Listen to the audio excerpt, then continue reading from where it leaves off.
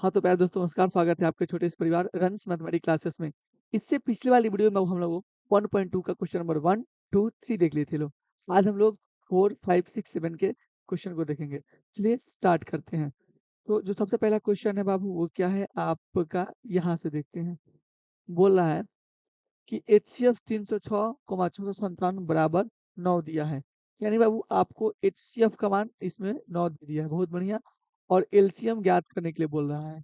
बाबू ये जो आप संख्या देख रहे हैं यहाँ पे और यहाँ पे, ये आपको हम बताए थे 2 संख्याओं का गुणनफल है, ठीक? तो चलिए हम स्टार्ट करते हैं, ठीक? इसको कैसे बनाना है? यहाँ पे हम सबसे पहले लिखेंगे हल, ठीक है बाबू? लिखेंगे हम जानते हैं हम जानते हैं हम जानते हैं 2 संख्याओं का गुणनफल बराबर 2 संख्याओं का 2 संख्याओं का गुणनफल बराबर और लग 2 संख्याओं का गुणनफल बराबर क्या होता है? HCF गुणे एलसीएम। बाबू तो हेलो दोस्तों, आपको 2 स्वागत है आप संख्या दिया सभी है, का आपके अपने 306 प्यारे गुणे 657 बराबर एलसीएम का एचसीएफ का मान आपको दिया है 9, 9 लिख देंगे। गुणा एलसीएम है तो एलसीएम, बहुत बढ़िया। हमको एलसीएम का मान पता करना है तो इस 9 को इधर भेज देंगे, इधर गुणा में इधर भाग में आ जाएगा। यानी कि 306 गुणे 657 बट्टा का 9 बराबर आपका एलसीएम हो जाएगा। काट पीट करेंगे बाबू, 9 एकम 9 हो जाएगा। 9 त्रिक 27, 9 त्रिक 27, यहाँ बचेगा 4, 9 चौके 36, 34 हो जाएगा। 34 में बाबू हम अगर 34 में 657 से गुणा करते हैं, 657 में अगर हम 34 से गुणा करते हैं तो आपका 22,338 आने वाला है। कितना आने वाला है बाबू? 22,338। आप लोग करके देख लीजिएगा, 22,338 आएगा, ठीक है? बराबर एलसीएम है तो एलसीएम, ठीक है? तो लिख देंगे इसलिए इसलिए एलसीएम बराबर 22,338 और बाबू यही हमारा एलसीएम का मान हो जाएगा। बाबू ये जो क्वेश्चन है ये बहुत ही इंपॉर्टेंट है क्योंकि ये short type question Bihar board ने बहुत बनाया है। बनाने का बहुत ये यही तरीका है, आप आसानी से इसे बना सकते हैं, कोनो आपत्ति नहीं है। ठीक है, चलिए अगला क्वेश्चन को देखते हैं। अगला जो क्वेश्चन है बाबू, ये बहुत सारे बच्चों को समझ में नहीं आता, लेकिन हम आपको समझाने का पूर्णतः प्रयास करेंगे। इसमें जो सबसे पहले क्वेश्चन क्या बोला, ध्यान समझिए। जांच कीजिए कि क्या किसी प्राकृतिक संख्या n के लिए जो प्राकृतिक संख्या है उसको n से डिनोट किया गया है, संख्या 6 के पावर n अंक शून्य पर समाप्त हो सकती है।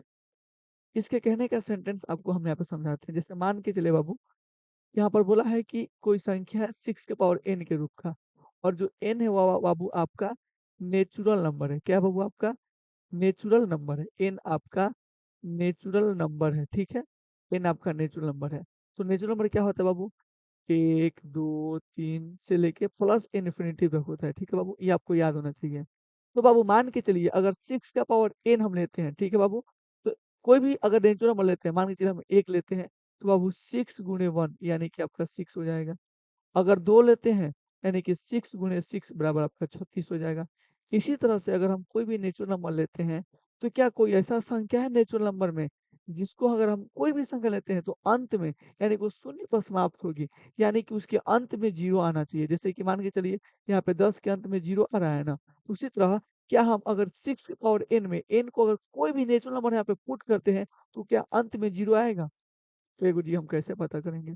बाबू हम आपको भाज्यता का नियम पढ़ाए हैं, जिसमें आपको बताए हैं कि अगर कोई भी संख्या शून्य किसी संख्या के अंत में आता है, तो बाबू वो 5 से विभाज्य होता है। ठीक है बाबू? मान के चलिए बाबू ये संख्या 10 है, तो 10 अगर 5 से विभाजित होता है, इसका मतलब कि इसके फैक्टर में 5 आएगा। समझ आ रहा है ना? मान के चलिए बाबू 20 है, अगर 20 बाबू 20 के अंत में 0 यानी कि 5 से कटता है, यानी कि 20 का जब हम फैक्टर करेंगे तो 5 हमको मिलने वाला है। उसी प्रकार से अगर 6 का पावर कोई संख्या है और उसके अंत में 0 आएगा, यानी कि उसके फैक्टर में 5 आना चाहिए। अगर 6 का पावर कोई हम नेचुरल नंबर रख रहे हैं, उसके अंत में 0 आ रहा है, इसका मतलब क्या हुआ कि 6 के फैक्टर में हमको 5 मिलना चाहिए। एक काम करते हैं बाबू, हम 6 का जब फैक्टर करेंगे तो बाबू देखिए, यहाँ पे 2 हो जाएगा, यहाँ पे 3 हो जाएगा। क्या आपको 5 मिला? या नहीं, 2 गुणे 3 मिला। आपको इसके फैक्टर में अभाज्य गुणनखंड में आपको 5 मिला? नहीं मिला। इसका मतलब ये हुआ बाबू कि अगर आपको इसके फैक्टर में 5 नहीं मिला, इसका मतलब कि आप 6 के पावर n कोई भी नेचुरल नंबर रखते हैं, तो कौन ऐसी नेचुरल नंबर नहीं है जिसको उसके पावर में पुट करने पर अंत में 0 आए, यानी कि वो 0 पर समाप्त हो। 0 पर समाप्त होने का मतलब है कि उसके अंत में 0 आना चाहिए। ठीक है बाबू? तो ऐसी कोई भी संख्या नहीं है। इसको अब हम लोग यहाँ पे सजा के हम लिखे हुए हैं, ध्यान से रखिए। यदि कोई संख्या शून्य पर समाप्त होगी, ठीक है बाबू, तो वह संख्या 5 से जरूर विभाज्य होगी। बहुत बढ़िया। देखिए, अर्थात 6 के पावर n के अभाज्य गुणनखंड में 5 आनी चाहिए। अगर कोई संख्या शून्य पर समाप्त होती है, इसका मतलब कि उसके अभाज्य गुणनखंड में 5 जरूर आनी चाहिए। ठीक है बाबू? अब हम काम करते हैं, 6 का अभाज्य गुणनखंड किए हैं, तो 2 गुणे 3 आया है, इसके पावर n है, ठीक है? इसको हम अलग-अलग करके लिख दिए हैं। 2 और 3 आया है, 5 आया है, नहीं आया है। तो इसे लिखिए, चूँकि 6 के पावर n के अभाज्य गुणनखंड में 5 नहीं है, इसलिए ऐसी कोई, यहाँ पे लिख देंगे, इसलिए ऐसी कोई संख्या n नहीं है जिसके लिए 6 का पावर अंक शून्य पर समाप्त हो। ठीक है बाबू? चलिए, अब हम लोग अगला क्वेश्चन देखते हैं। कोई अगर आपको डाउट होता है तो आप कमेंट में हमसे पूछ सकते हैं। ठीक है बाबू? अगला क्वेश्चन क्या है? ज़्यादा आगे हो रहा है क्या? चलिए, अगला जो क्वेश्चन है कि व्याख्या कीजिए व्याख्या कीजिए कि 7 गुणे 11 गुणे 13 प्लस 13 और 7 गुणे 6 गुणे 5 गुणे 4 गुणे 3 गुणे 2 गुणे 1 प्लस 5 भाज्य संख्याएँ क्यों हैं? इसको पता है कि जो दोनों का दोनों संख्या आपको दिया है, ये वाला और ये वाला, दोनों का दोनों भाज्य है। लेकिन आपसे रीज़न पूछा है, भाज्य क्यों है? आपको हम बताए हैं कि भाज्य संख्या किसे कहते हैं। अगर किसी संख्या का फैक्टर 2 होता है, उसे क्या कहना है? वो भाज्य संख्या। आइए हम आपको दिखाते हैं इसका फैक्टर 2 है। ठीक है? तो सबसे पहले बाबू इसको हल हम कैसे करेंगे? निंजा टेक्निक आपको हम बताते हैं। क्या कौन सा टेक्निक बाबू? Ninja technique. यहाँ पे लिखेंगे बाबू हम हल। क्या लिखेंगे बाबू? हल लिखेंगे पहली संख्या पहली संख्या बराबर आपका क्या हो जाएगा? 7 गुणे 11 गुणे 13 प्लस का 13, कॉमन लेते हैं बाबू, इसमें से कॉमन लेंगे तो 13 कॉमन जब ले लेंगे तो क्या बचेगा? 7 गुणे 11 गुणे 1 प्लस 1। ठीक है बाबू? अब ध्यान से देखिए, अगर इस ब्रैकेट के अंदर हम काम करते हैं, गुणा करके इसको जोड़ते हैं, तो ये जो जो इसका मान आएगा वो ऐसा संख्या ज़रूर आएगा जो कि 13 से विभाज्य होगा। इसका जब फैक्टर करेंगे तो ऐसा ज़रूर संख्या आएगा जो कि 13 से कटने वाला है। इसका मतलब क्या हुआ? इसका 2 का फैक्टर हो गया। हो गया कि नहीं हो गया? जब इसमें से कॉमन पार्ट लिए तो इस ब्रैकेट में आपको ऐसा कोई संख्या ज़रूर मिल रहा है जो कि इससे कटेगा, यानी इसका 2 का गुणनखंड हो गया। उसी प्रकार से मैं आप लिख दें अगर दूसरी संख्या, आपको हम यहाँ पे दूसरी संख्या लिख दें बाबू, क्या है? 7 गुणे 6 गुणे 5 गुणे 4 गुणे 3 गुणे 2 गुणे 1 प्लस का 5। दोनों में कॉमन क्या है बाबू? 5। तो यहाँ पे हम 5 कॉमन लेंगे। 7 गुणे 6 गुणे 1 गुणे 4 गुणे 3 गुणे 2 गुणे 1, तो इसका 1। उसी तरह से अगर हम इस ब्रैकेट को सॉल्व करेंगे, तो सॉल्व करने के बाद जब हम इसका अभाज्य गुणनखंड करेंगे, तो फिक्स है कि ऐसा कोई संख्या आएगा जो कि 5 से विभाज्य होने वाला होगा। इसका मतलब कि इसका भी 2 गो फैक्टर हो गया। तो हम इसी बात को यहाँ पे लिख देंगे, चूँकि चूँकि पहली संख्या, क्या बाबू? पहली जो आपका संख्या है, पहली संख्या क्या है बाबू आपका? 7 गुणे 11 गुणे 13 प्लस का 13, तथा तथा दूसरी संख्या, जो आपका दूसरी संख्या है 7 गुणे 6 गुणे 5 गुणे 4 गुणे 3 गुणे 2 गुणे 1 प्लस का 5। ये इन संख्याओं का इन संख्याओं का 2 गुणनखंड हैं। क्या है बाबू? 2 गुणनखंड हैं। अतः या इसलिए अतः ये भाज्य संख्याएँ हैं। क्या है बाबू? भाज्य संख्या संख्याएँ हैं। ठीक है बाबू? और ये आपका आंसर हो जाएगा। ये रीज़न पूछ रहा था, हम आपको रीज़न बता दिए, ठीक? अगला क्वेश्चन को देखते हैं।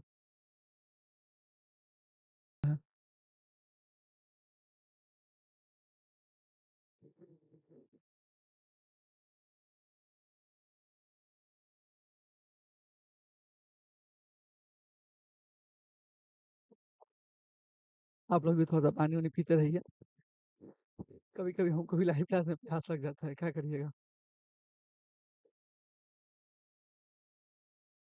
गर्मी में भी पानी लेना पड़ता है।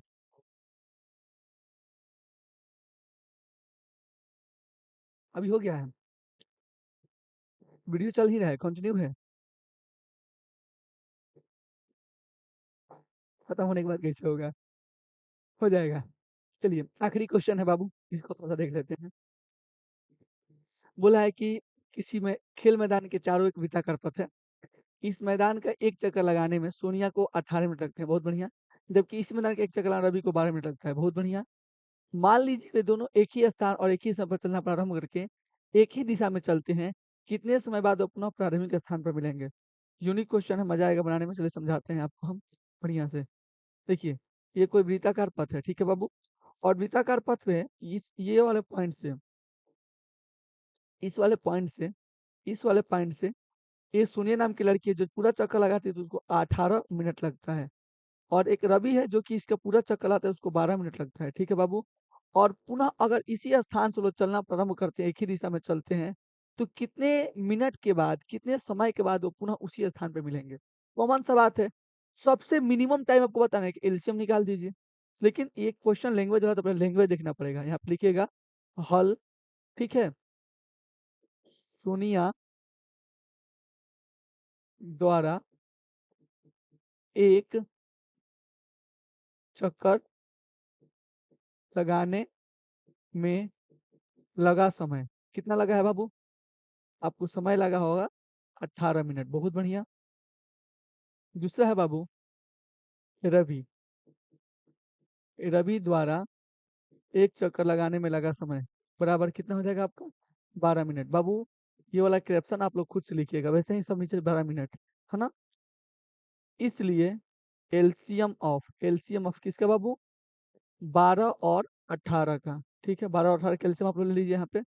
12 और 18 का जब एलसीएम लीजिएगा 12 और 18 का, तो ये 2 से 6 हो जाएगा, ये 9 हो जाएगा, ये 3 से हो जाएगा, 3 दूना के 6 और 3 त्रिक 9।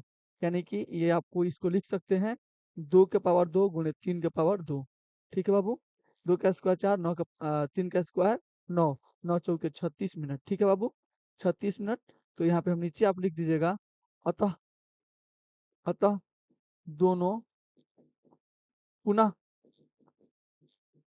प्रारंभिक स्थान पर स्थान पर 36 मिनट बाद मिलेंगे। कब मिलेंगे बाबू? 36 मिनट 36 मिनट बाद मिलेंगे। तो बाबू ये था 1.2 का चौथा, पाँचवा, छठा और सातवां क्वेश्चन। ठीक है बाबू? कोई भी अगर आपको डाउट होता है तो आप कमेंट करिए। मिलते हैं अगले क्लास में, तब तक के लिए जय हिंद।